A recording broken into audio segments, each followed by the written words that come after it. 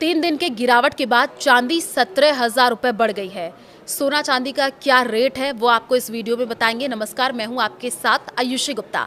Gold और silver market में लगातार 3 दिन की गिरावट के बाद आज तेजी से 3 फरवरी को उसमें तेजी आई है। जो यहाँ MCX में चांदी के दाम में करीब 17,000 रुपए 7% की बढ़त है। 1 किलो चांदी का भाव 2,53,000 रुपए पर पहुंच गया है। तो देखिए, इससे पहले 3 दिनों में चांदी की कीमत 1,60,000 रुपए कम हो चुकी। सोने में भी करीब 5,000 रुपए 3% की तेजी है। 10 ग्राम सोना 1,45,000 रुपए पर आ गया है। बीते 3 कारोबार दिन में इसकी कीमत 26,000 कम हुई थी। तो आपको बताएं कि IBGA के अनुसार आज सराफा बाजार में चांदी 2,55,372 रुपए प्रति किलो बिक रही है। 10 ग्राम 24 कैरेट सोने का भाव 1,50,708 रुपए है। बीते 3 दिनों मुनाफा वसूली के कारण सोने चांदी की कीमत में गिरावट आई थी। तो MCX और सराफा बाजार में दाम अलग अलग क्यों है, ये भी आपको बता दें। तो मल्टी कमोडिटी एक्सचेंज एक ऑनलाइन प्लेटफॉर्म है जहां सोने चांदी की ट्रेडिंग होती है।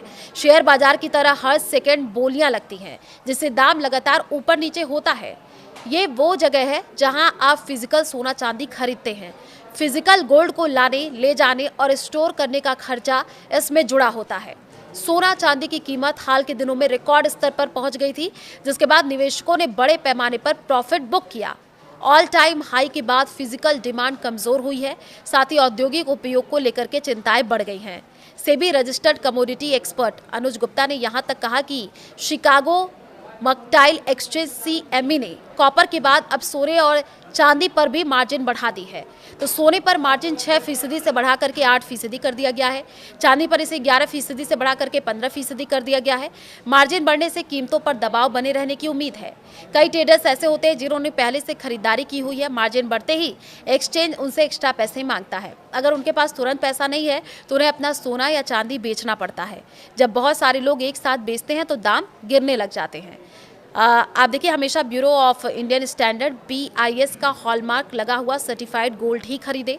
ये नंबर जो है अल्फान्यूमेरिक यानी कुछ इस तरह से हो सकता है, जैसे कि AZ4524। हॉलमार्किंग से ये पता चलता है कि सोना कितने कैरेट का है।